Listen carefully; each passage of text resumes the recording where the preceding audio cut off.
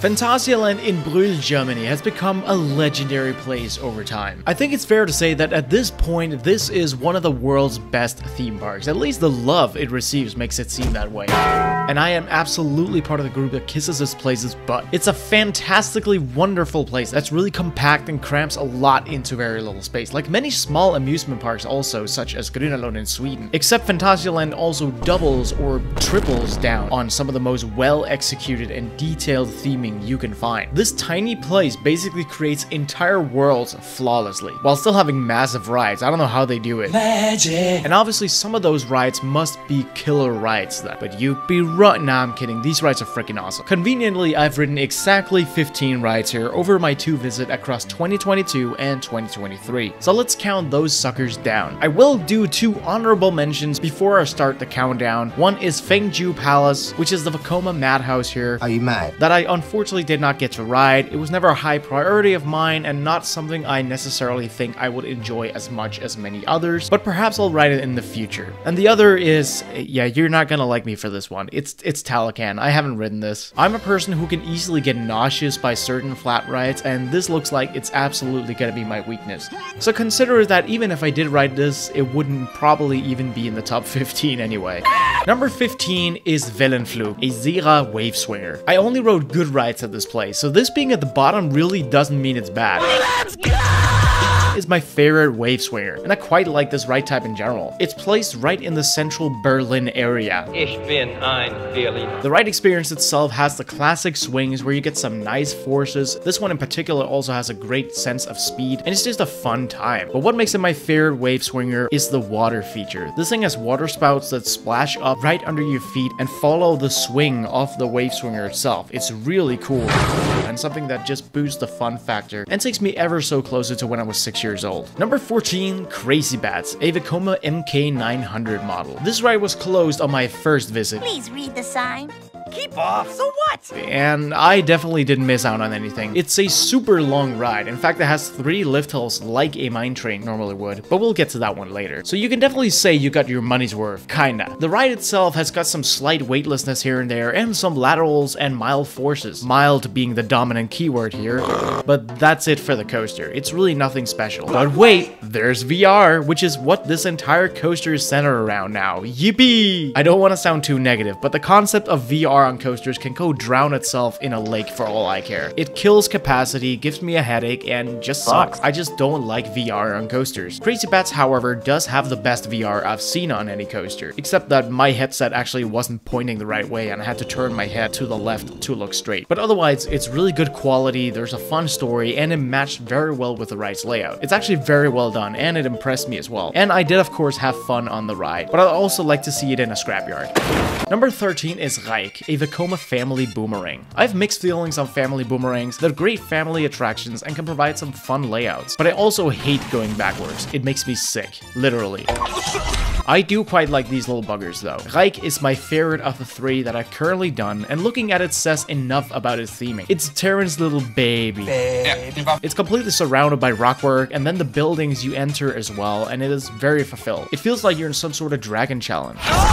It's also the most intense of these I've done. There's some great positive forces in the turn of this ride, which really surprised me, and there's a super fun airtime hill. It's overall not my cup of tea, but it's pretty good. Number 12, Das verrückte Hotel Tativ, a Gossetto funhouse. Fuck, I love that name. It's the second best funhouse I've ever done, and almost feels like the family-friendly walkthrough version of Tower of Terror, basically, because it's so well themed and it's a hotel kind of theme. It's got a very fun story with budget Doc Brown guy, and a lot of classic funhouse elements such as wheel and spinning things. There's no lack of crook stuff either, and even reenactments of Inception and Doctor Strange. Generally many very trippy rooms and elements that are just fun to go through. It even ends with a massive slide.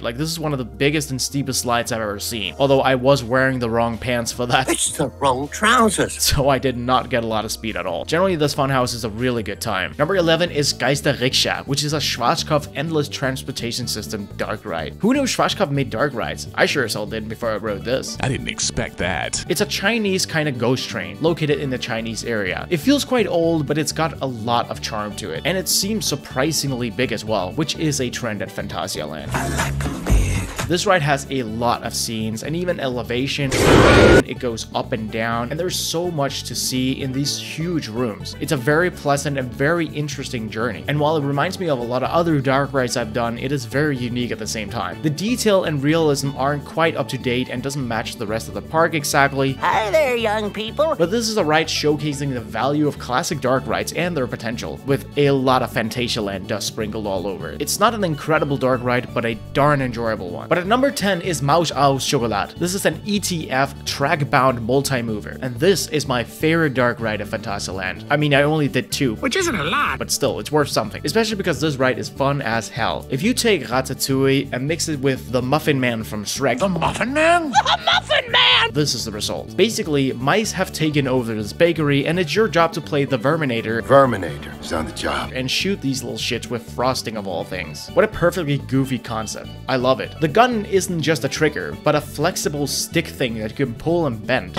So you have to find the most effective way to shoot the fastest. It's really interesting and exhausting, which only makes the challenge more challenging. The theming is just super well fulfilled. I mean, it's even got smells. Even the queue line of this ride is so complete and immersive, and from my experience, it's a very unique and incredibly entertaining dark ride. And it's got some of the best sense of competition of any shooting dark rides I've done. The f you say to me, you little shit? Number 9 is Winch's Force, a Mauer spinning coaster. Yes, I'm splitting the Winch's coasters up as 2 spots, deal with it. Force is the weaker of these 2 coasters, but nonetheless, it's a flat-out rad spinning coaster. I've quite frankly never ridden anything like it, except the other one exactly like it that is dueling, but whatever. Did you forget about me? It starts out with a tilted elevator lift hill, which is very unique in itself, and immediately you're thrown right into the action. As in, you go straight down from that elevator lift hill, and it's an intense drop as well. Generally, the layout is just forceful. There's a lot of great positive forces and strong laterals. The switchbacks themselves are also super fun and are shaped in such a way that perfectly balances spinning. So if you like a lot of spinning, it's probably not the best, but if you're like me and you don't like a lot of spinning, it's perfect. It's got that big photogenic, huge helix in the middle that's very speedy, and the entire layout just feels big and has an immense sense of speed. There's something about these Mauer spinners that just make them feel super fast. And at the end of the ride, there are also some special elements. I'm choosing not to spoil exactly what it does at the end. I know your secret, your dirty little secret. Except that the track does some weird things I haven't experienced anywhere else, and is way ahead of its time since similar concepts came many years later on bigger coasters. Okay, moving on. The theme is also very interesting. It's basically this kingdom, or queendom I suppose, with a world where these female creatures rule or something. I'm not really sure what it is, but it's really cool. I quite like it. Number 8 is Winch's Fear, a Mauer spinning coaster. What does the chef have that's new? Here's the other one. Fear is the more intense of the 2, but not by a long shot. Most of the ride is exactly the same. Wow. But it does sport 2 elements that really kick butt that Force doesn't have, which are this big floaty camelback, which might just be the best element on the ride, and a super fast overmeg as well. Then the elements I won't spoil at the end are also a little different, but otherwise they're pretty much the same. This one is just the best option of the 2. Number 7 is River Quest, a Hafema wild raft ride. The name of that model is right. It checks out. By far the most violent rapids ride I've ever done. See this drop? How is this allowed with no restraint? You get tossed when you hit that element, which also features crazy anticipating audio on the elevator lift right before it. I'm so scared right now! And that's not all the theming this castle surrounding rafting has on offer. There's medieval theming all over, which is great. So many good details, low props here and there. And the ride itself also offers 2 other drops aside from that violent one, including one that is in a massive whirlpool. That whirlpool doesn't do a whole lot, it is quite slow, but the drop off of it is great, and those drops in general can really soak you to a crazy degree, while also being either really fast or really steep and wild looking. The ride does lack some actual rapids and waterfalls, etc., and generally elements that other raftings have, but it's still a crazy rapids unlike any of the others I've done, worth the recognition. This ride is bonkers.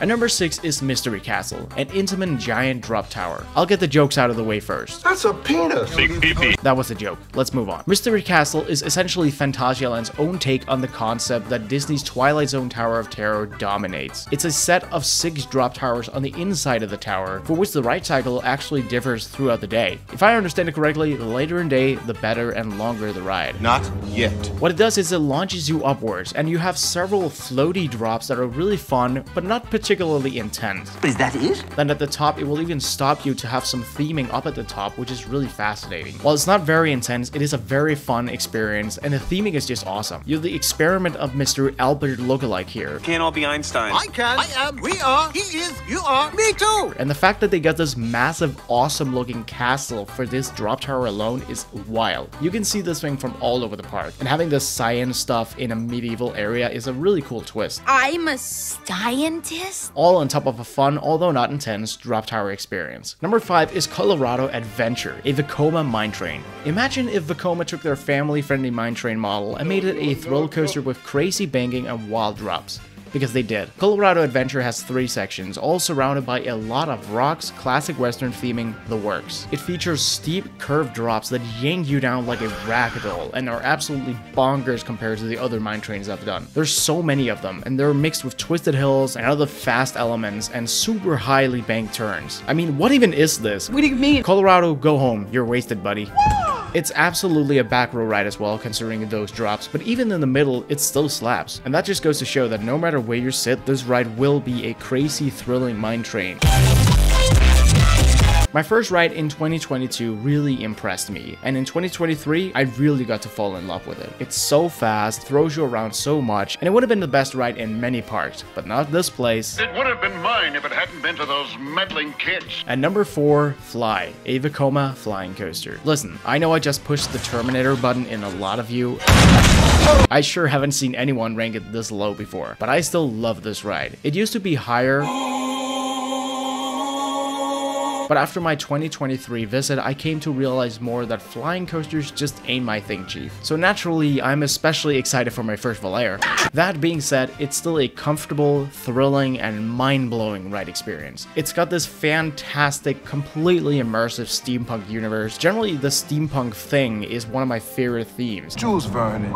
And the way it's incorporated here is pure madness. The queue line is like a tour of the area with so much detail everywhere. The immersion is just top notch. Absolutely one of my favorite queue lines of any ride I've done as well. The station is even more stunning, which I can't show you because it's got a phobia of cameras. Actually anything metal. Too much iron in your blood. Being on the ride itself though is also just such a wonder. Flying over the pathways is really cool, and looking down while you experience a great layout. And when you stand on the pathway, you look up and like see people fly right above you. Is it a bird? Is it a plane? No, it's me with stars in my eyes. Pray that I don't have to pee.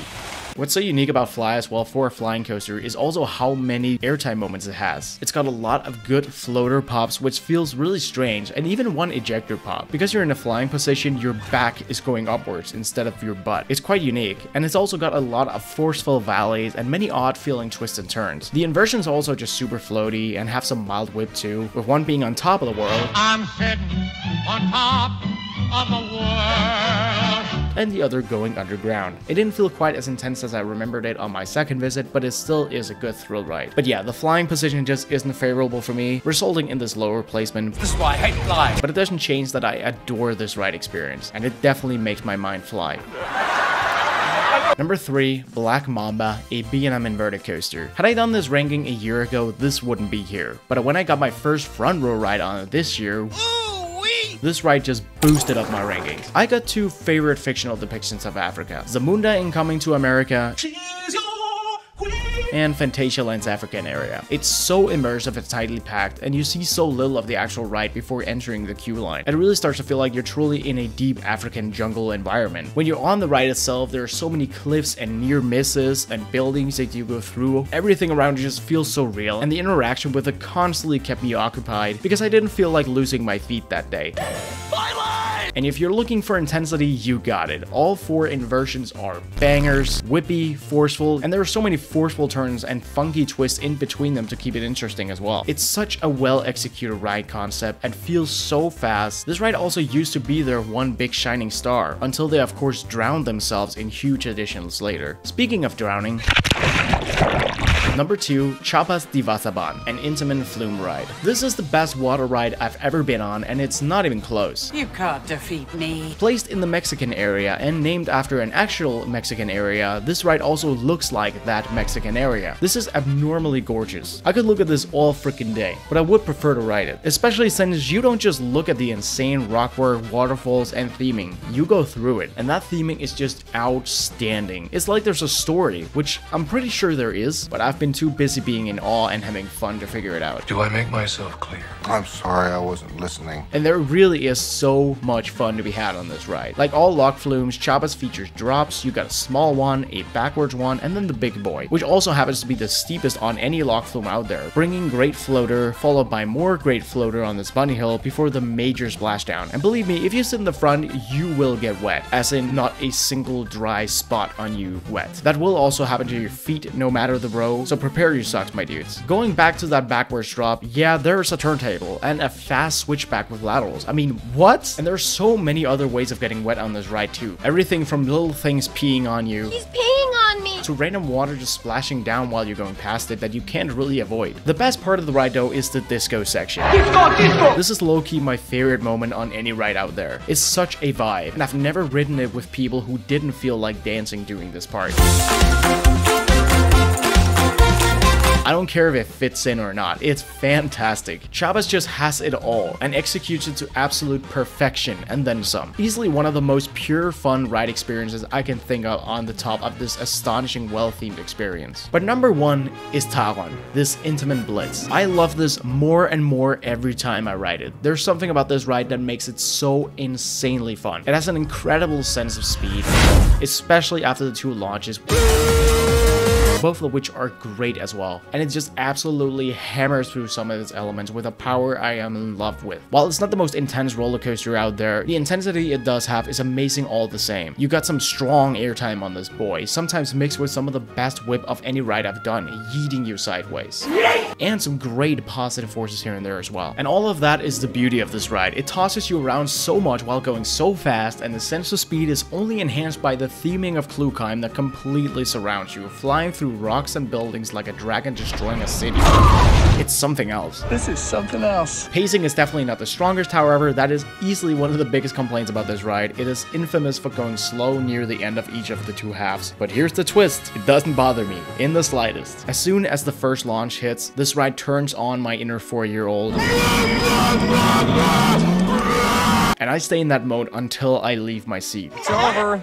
You can get out now. The good moments of it are so good. The transitions, hills, turns, and pretty much all elements are shaped in such a manner that makes traversing them so fun. Few rides manage to get my adrenaline pumping like this thing, and I am so hyped after each ride. And that's why I love it as much as I do and why it's ranked so high, because it just does something to me. What have you done?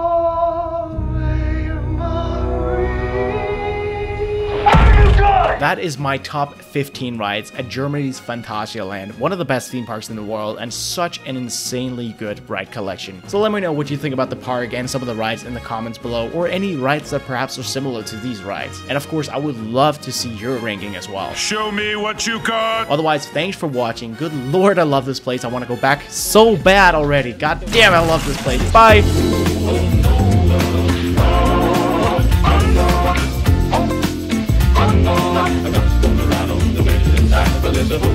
Oh no.